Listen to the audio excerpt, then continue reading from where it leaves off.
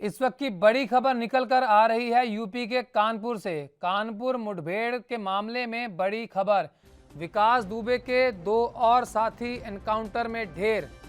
Police custody से भागने की कोशिश में प्रभात मिश्रा ढेर। इटावा में हुआ रणवीर शुक्ला का एनकाउंटर। यूपी के कानपुर से मुठभेड़ के बारे में बड़ी खबर निकल कर आ रही है।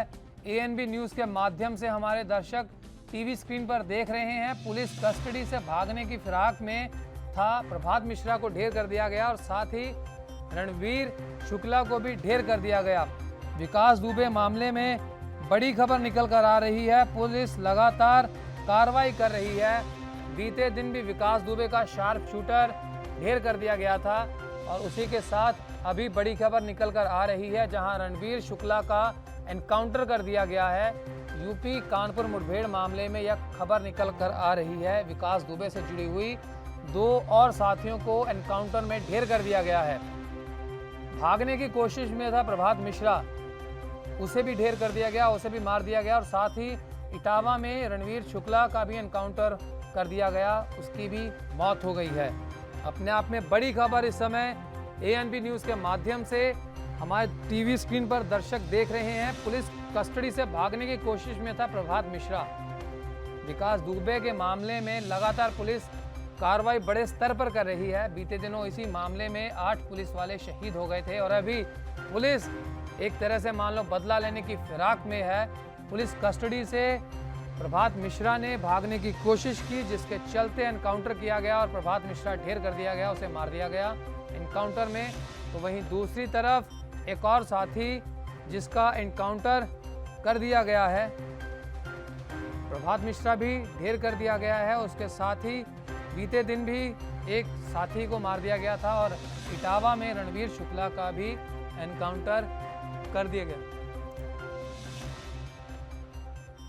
पुनीत मोहन लखनऊ से हमारे साथ जुड़ चुके हैं। पुनीत जी, आखिरकार कदम आगे बढ़ रहे हैं, अभी दो और लोगों को ढेर कर दिया गया है, विकास दुबे के साथियों को। क्या है ताजा हालात वहां के? देखिए, सीधे तौर पे विकास दुबे के जितने भी साथी थे, जो कुख्यात मुजरिम थे जिन्होंने पुलिस पार्टी के ऊपर फायर किया था, सीधे तौर पर आज उनमें से 2 लोगों मुठभेड़ में उनको मार गिराया है पुलिस ने।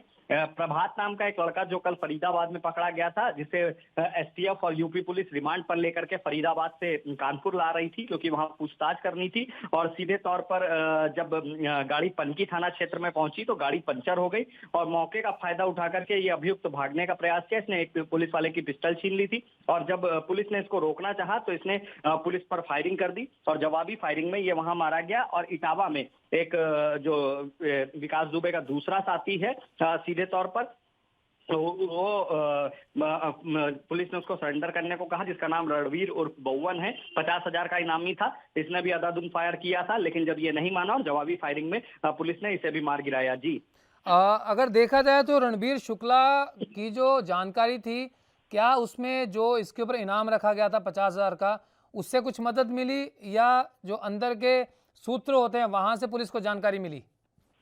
देखिए, सीधे तौर पर पुलिस ने अपने मुखबिर तंत्र को खासा एक्टिव कर दिया है और जो भी विकास दुबे के साथी फरार हैं उन पर लगातार अपनी नजर बनाए हुए हैं। ऐसे में प्रभात को कल फरीदाबाद में ही गिरफ्तार किया गया था और आज फरीदाबाद पुलिस ने कोर्ट के ऑर्डर पर यूपी एसटीएफ को सरेंडर कर दिया था प्रभात को। लेकिन जब वो कानपुर आया पूछताछ के लिए, आज उसे लाया जा रहा था, तो उसने भागने का प्रयास किया और सीधे तौर पर जवाबी फायरिंग में वो मारा गया है। कहीं ना कहीं जो इनाम की राशि रखी गई वो खासा मददगार बन रही, क्योंकि इससे जो मुखबिर तंत्र है वो खासा एक्टिव हुआ है। लगातार इन लोगों के छिपे होने की जो पुख्ता सूचना है वो पुलिस तक पहुंच रही है। जी, लेकिन अभी तक विकास दुबे की कोई खबर सामने नहीं आ रही है। क्या उसके लिए जो इनाम की राशि बढ़ाई गई है 5 लाख रुपया, अपने आप में बहुत बड़ी रकम होती है, पुनीत जी, क्या वो 5 लाख रुपए की इनाम की राशि आपका नजरिया क्या कहता है, मददगार साबित होगी जैसे इन मामलों में हुई है?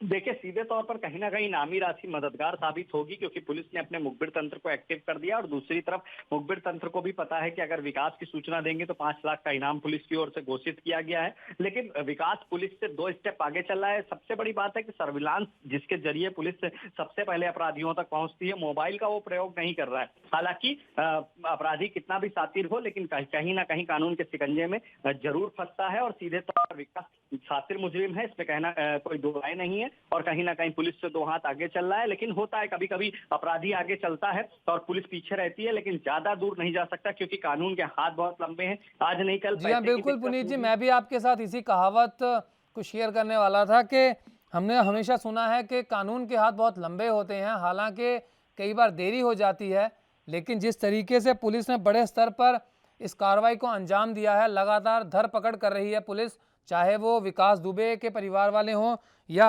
विकास दुबे के जो रिश्तेदार हैं उनके परिवार वाले हों, उनको धर दबोचा है। तो कहीं ना कहीं आपको क्या लगता है कि इससे विकास दुबे के ऊपर भी दबाव आएगा कि वो सरेंडर कर दे, या उसके साथ भी अगर देखिए पुलिस के ऊपर फायरिंग करने का मतलब सीधा सा कि एनकाउंटर में ढेर होना, लेकिन सुनने में आया था कि विकास दुबे सरेंडर करने की फिराक में है। देखिए सीधे तौर पर विकास दुबे के जो दूर दूर के भी रिश्तेदार हैं उन तक पुलिस पहुंच रही है और पूरे भारत में जहां भी वो हैं वहां उनको उठाया जा रहा है, क्योंकि विकास उत्तर प्रदेश से भागकर दूसरे राज्यों में शरण ले रहा है। जैसा कि कल फरीदाबाद में हमने देखा, उसने अपनी एक बहुत दूर की रिश्तेदारी में शरण ली थी, लेकिन सीधे तौर पर कहीं ना कहीं जो उसके रिश्तेदारों को उठाया जा रहा है, जो पुलिस दबाव बना रही है, विकास सरेंडर करने का पूरा प्रयास कर रहा है। कल ऐसी सूचना थी कि वो किसी न्यूज चैनल के ऑन दफ्तर में जा सकता है, वहां लाइव सरेंडर कर सकता है, लेकिन पुलिस ने इस लाइव ड्रामा को रोकने के लिए सेक्टर 16 जो फिल्म सिटी है नोएडा का, उसको छावनी में तब्दील कर दिया। लगातार पुलिस विकास पैतरे बदल रहा है, लेकिन देखिए धीरे धीरे विकास के पास भी पैसा खत्म हो जाएगा और जगह जगह उसके पोस्टर लगे हैं, छिप पाना उसके लिए संभव नहीं है और मुखबिर तंत्र खाता एक्टिव है। कहीं ना कहीं वो सरेंडर की फिराक में है और वो पूछना चाहता है कि सरेंडर हो ताकि वो सेफ रहे, क्योंकि अगर मुठभेड़ हुई तो 99% श्योर है कि विकास का मारा जाना संभव है। देखिए लेकिन जिस कहीं ना कहीं पुलिस जिस की भी तरह का मुखबिर तंत्र अपराध एक्टिव है। हालिया समय में विकास दुबे ने किया है, उसने पुलिस के ऊपर फायरिंग की है, उससे पहले भी तकरीबन 60 मामले विकास दुबे पर चल रहे हैं। तो उस हालात में विकास तो चाहेगा ही कि उसकी जान बच जाए, लेकिन इतने बड़े हम कह सकते हैं कि कांड करने के बाद, इतने बड़े अपराध करने के बाद अगर विकास के मन में ये बात आ रही है कि वह बच जाएगा, तो मुझे नहीं लगता कि वह कानून से बच पाएगा। आपका क्या कहना है इस बारे में?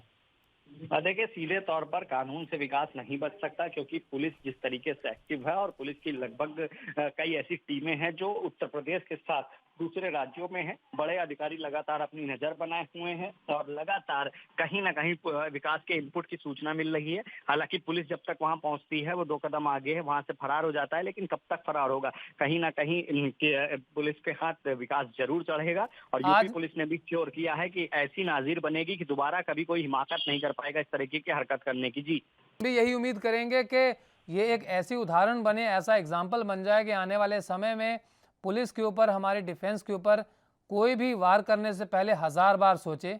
उम्मीद करेंगे कि जल्द ही विकास दुबे पकड़ा जाए और अपने किए हुए जो गुनाह उसने किए हैं उसकी उसे सज़ा मिले। पुनीत जी, अपना समय देने के लिए बहुत बहुत धन्यवाद आपका।